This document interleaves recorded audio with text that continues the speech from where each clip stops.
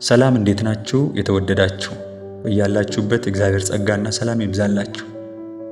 በምንለቃቸው ቪዲዮዎች እየተባረካችሁ ትምህርቶችንም እየቀሰማችሁ እንደሆነ ተስፋ አደርጋለሁ። ዛሬም እንግዲህ በአዲስ ትምህርት መጥቻለሁ። የዛሬውን ትምህርት ከመጀመራችሁ በፊት ቪዲዮ ለብዙ ሰዎች መድረስ ስላለበት ላይክ በማድረግ እንድትጀምሩ በእግዚአብሔር ፍቅር ጠይቃችኋለሁ። እንዲሁም ደግሞ ለዚህ ቻናል አዲስ ከሆናችሁ ሰብስክራይብ በማድረግ ቤተሰብ እንድትሆኑ አበረታታችኋለሁ። ተባርካችኋል። በዛሬውም ትምህርት እንግዲህ በዙሪያችሁ ስላሉ ሰዎች እግዚአብሔር የሚያስጠነቅቅበትን 5 ምልክቶች እንመለከታለን። በሕይወታችን ውስጥ ያሉ ጥድፊያዎች ትኩረትና መረጋጋትን ካላገኘ መዘዙ ከባድ ነው። በዙሪያችን ብዙ አይነት ሰዎች ይመጣሉ። አንዳንዱ ያሳለፉትን ችግር በመንገር፣ ሌላው ደግሞ መልካም ልብ እንዳላቸው በመምሰል ለማጥመድ መረባቸውን ይጥላሉ። ነገር ግን በልባችሁ ውስጥ ያልተዋጠ ስሜት ይፈጠራል። ይህም እግዚአብሔር ለልጆቹ ለሚወዳቸውና በመንገዱ ላይ ላሉት ከአደጋው በፊት የሚሰጣቸው ምልክት ነው። ይሁዳ በየቀኑ ከኢየሱስ ጋር ተጓዘ። ደሊላም ለሳምሶን ከማንም በላይ የቀረበችው ነች። ጴጥሮስም ከፍቅር የተነሳ በኢየሱስ ተልእኮ ላይ መሰናክል እስኪሆን ደረሰ። ይህ ሁሉ የሚመጣው ለጥሪ መሰናክል የሚመጣው ከሩቅ ከማታውቃቸው ሰዎች ሳይሆን ከውስጣዊ ክበብ ውስጥ ካሉ ሰዎች ነው። ስለዚህ በውስጣችሁ የሚሰማችሁን ማስጠንቀቂያ አትቃረኑ።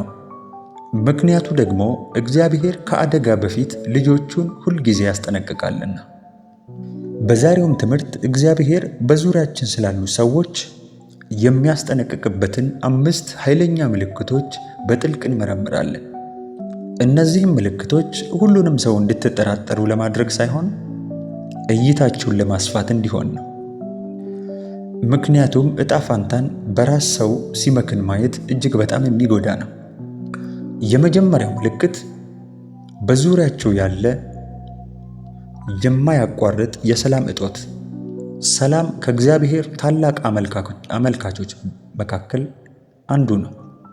ቆላስይስ 3 ቁጥር 15 እንዲህ ይላል፣ የክርስቶስ ሰላም በልባችሁ ይግዛ። በጥንት ግሪክ አንድ ታዋቂ ዳኛ ነበር።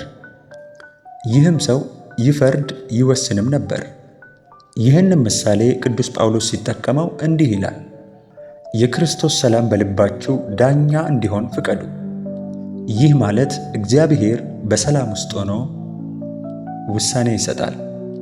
ሰላም ከጠፋ ዳኛው የሚያመለክተው ነገር እንዳለ ያመለክታል። በእንደዚህ አይነት ሰዎች አጠገብ ስትሆኑ መንፈሳችሁ ሰላም እንደሌለው፣ እረፍት እንደሌለውና ከባድ አስጨናቂ እንደሆነ ይሰማችኋል። ምንም እንኳን ግልጽ ምክንያት ባይኖርም። ይህም አጋጣሚ አይደለም። መንፈስ ቅዱስ በልባችሁ የሚያወራው ይህንን ነው። የሆነ ነገር ትክክል አይደለም። ሳኦልና ዳዊትን አስብ። ሳኦል ዳዊትን ፈገግ ብሎ በአደባባይ አሞገሰው፣ ቃልም ገባለት። ነገር ግን በድብቅ በውስጡ ግድያን እያሴረ ነበር። ዳዊት ወዲያውኑ ላይረዳ ይችላል። ነገር ግን በሳኦል ዙሪያ ያለው መንፈሳዊ አለመረጋጋት አንድ ነገር ትክክል እንዳልሆነ የሚያሳይ ማስረጃ ነው። እግዚአብሔር ሰላም ሁልጊዜ ፈቃዱን ይከተላል። ሰላም ከሌለና መረጋጋት የማይታይበት ከሆነ ይህ ሰው ለእርሶ ደህንነቱ የተጠበቀ አይደለም የሚለው የእግዚአብሔር ምልክት ሊሆን ይችላል። ይህንን ግፊት ችላ አትበሉ። ሁለተኛው ምልክት ድርጊቶቻቸውና ቃላቶቻቸው አይዛመዱ። ኢየሱስ በማቴዎስ 7 ቁጥር 16 ላይ ወሳኝ ነገር አስቀምጦልናል። ከፍሬያቸው ታውቋቸዋላችሁ። ከእሾህ ወይስ ከኩርንችትስ በለስ ይለቀማልን? እንዲሁ መልካም ዛፍ ሁሉ መልካም ፍሬ ያደርጋል፣ ክፉ ዛፍ ክፉ ፍሬ ያደርጋል። ልብ ይበሉ፣ ቃላቶቻቸውን ሳይሆን ፍሬያቸውን ያስተውሉ። ሰዎች ንግግርን መናገር ይችሉበታል። እወድሃለሁ፣ በእኔ ላይ ጣለው፣ እደግፍሃለሁ ሊሉ ይችላሉ። ነገር ግን ድርጊታቸው ከቃላቶቻቸው ጋር የሚጋጩ ከሆነ ያ ታማኝነት አይደለም፣ ማታለል እንጂ። ለምሳሌ ይሁዳን እንመልከት። ከ12ቱ ደቀ መዛሙርት አንዱ ነበር። ኢየሱስንም የክህደት ምልክት አድርጎ ሳመው። አሁን በአደባባይ ደግና አፍቃሪ፣ ነገር ግን በጓዳ ጨካኝ ወይም ራስ ወዳድ ስለሚመስሏችሁ ሰዎች አስቡ። ወይም ደግሞ ከጎን እንደሆኑ ቃል የገቡ ነገር ግን ስትፈልጋቸው የጠፉ። እነዚህ ሰዎች ቃላቶቻቸውና ድርጊቶቻቸው ያለማቋረጥ የሚቃረኑ ናቸው። እነዚህ ተደጋጋሚ ያለመጣጣሞች በዘፈቀደ ብቻ የሚፈጠሩ አይደሉም። የእግዚአብሔር ማስጠንቀቂያ ምልክቶች ናቸው። እግዚአብሔር ብዙ ጊዜ ልንመለከታቸው በምንችላቸው ምሳሌዎች ያስጠነቅቀናል።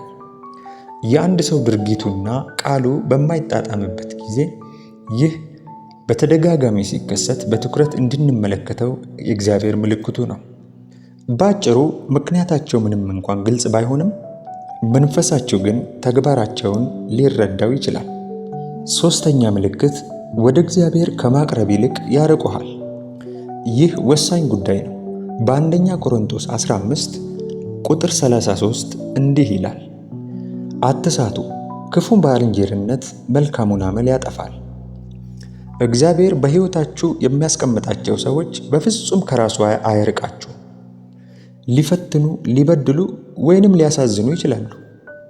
ነገር ግን ከእግዚአብሔር ጋር ያለህን ጉዞ አያዳክሙ። ስለዚህ ራስህን ጠይቅ። ይህ ሰው በአቅራቢያህ ሲኖር በመንፈሳዊ ጉዳዮች ላይ ጥሩ ምላሽ ይኖረዋል? እምነትንስ ዝቅ አድርገህ እንድትመለከት ያደርግሃል?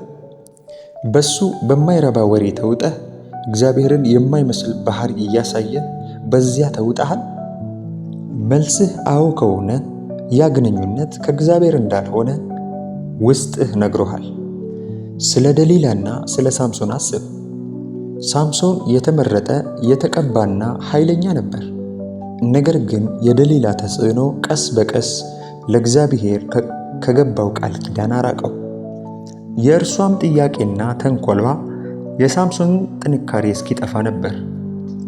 ወዳጄ፣ አንድ የማሳውቅ ነገር ቢኖር ጠላት በቀጥታ ሊያጠቃህ አያስፈልገውም። የሚያስፈልገው መንፈሳዊ አቅምን የሚያዳክም ሰው ከስርህ መትከል ብቻ ነው። የጸሎት ሕይወትህን፣ ንጽህናህን ወይም ከእግዚአብሔር ጋር ያለህን ሰላም እያሳጣ ከሆነ ከእግዚአብሔር እየራክ መሆኑ ግልጽ ምልክት ነው። ስለዚህ ይህን ሰው ተጠንቀቀው። አራተኛው ምልክት በቸልተኝነት የምናልፋቸው የእግዚአብሔር ማስጠንቀቂያዎች። እግዚአብሔር ለትንሹም ለትልቁም ለሚያስተውል ሰው ሁሉ ይናገራል። አስቀድመው የተሳሳቱ ምርጫዎቻችን ላይ ያስጠንቅቆናል። ከሰዎች እውነተኛ ፍላጎት በስተጀርባ ያለውን ያጋልጣል። ተመሳሳይ ማስጠንቀቂያ ደጋግሞ ሲመጣ በአጋጣሚ አይደለም። እግዚአብሔር እየተናገረ ነው። ኢዮብ 33 ከቁጥር 14 ጀምሮ እንዲህ ይላል፣ እግዚአብሔር በአንድ መንገድ በሌላም ይናገራል፣ ሰው ግን አያስተውለውም። በሕልም በሌሊት ራእይ አፍላ እንቅልፍ በሰዎች ላይ ሲወድቅ በአልጋ ላይ ተኝቶ ሳለ። ምናልባት ስለ አንድ ሰው የሚያስጨንቅ ሕልም አይተህ ይሆናል፣ ወይንም በሁኔታ ላይ ያተኮረ ስብከት ሰምተህ ይሆናል። ምናልባትም የምታምናቸው ሰዎች ስለዛ ሰው ስጋታቸውን ገልጸውልህ ሊሆን ይችላል። እንደገናም ራስህ ጥያቄ የፈጠረብህን ምልክቶች አይተህ ችላ ብለኸው ይሆናል። ይህንን ልንገርህ፣ ተመሳሳይ ነገሮች በየጊዜው ብቅ ካሉ ይህ አጋጣሚ አይደለም፣ እግዚአብሔር ነው። እግዚአብሔር ልንረዳው በምንችልበት መንገድ ሁሉ ይናገረናል።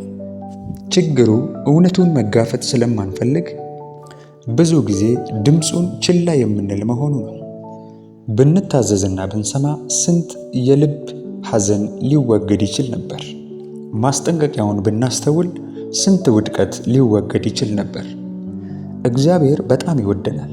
በጭፍን እንድንሄድ አይፈልግም። ተመሳሳይ ምልክቶችን እያየህ ከሆነ በዙሪያ ያለውትን ተመልከት። አምስተኛው ምልክት የእነሱ መገኘት እድገትህን ይገታዋል።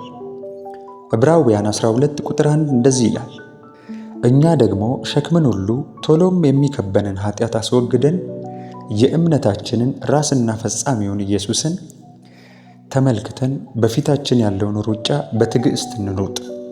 አንዳንድ ሰዎች ጠላቶች አይመስሉም። በቀጥታ አያጠቁም። ይልቁንስ ያደናቅፉሃል፣ ያዘገዩሃል፣ ጉልበትህንም ያሟጥጣሉ። አብርሃምንና ሎጥን አስብ። ሎጥ ክፉ አልነበረም፣ ነገር ግን መገኘቱ ችግር መፍጠሩን ቀጥሏል። በእረኞቻቸው መካከል ያለው ጠብ በጉዟቸው አላስፈላጊ መዘግየቶች ነበሩ። ከእግዚአብሔር አዲስ ራእይና የቃል ኪዳን ተስፋዎች የተሰጠው አብርሃም ከሎጥ እስኪለይ ድረስ አላገኘውም። ሎጥ ከተለየው በኋላ እግዚአብሔር አብርሃምን አለው፣ ዓይንህን አንሳና አንተ ካለህበት ስፍራ ወደ ሰሜንና ወደ ደቡብ፣ ወደ ምስራቅና ወደ ምዕራብ እይ። የምታያትን ምድር ሁሉ ለአንተና ለዘርህ ለዘላለም ሰጣለሁና። ወዳጄ፣ የሚያዘገዩ ሁሉ ጠላቶች አይደሉም። ይህንን ቪዲዮ ከወደዳችሁት ላይክ፣ ሼር እያደረጋችሁ ለወዳጅ ዘመዶቻችሁ እንድታጋሩ አበረታታችኋል። ተባርካችኋል።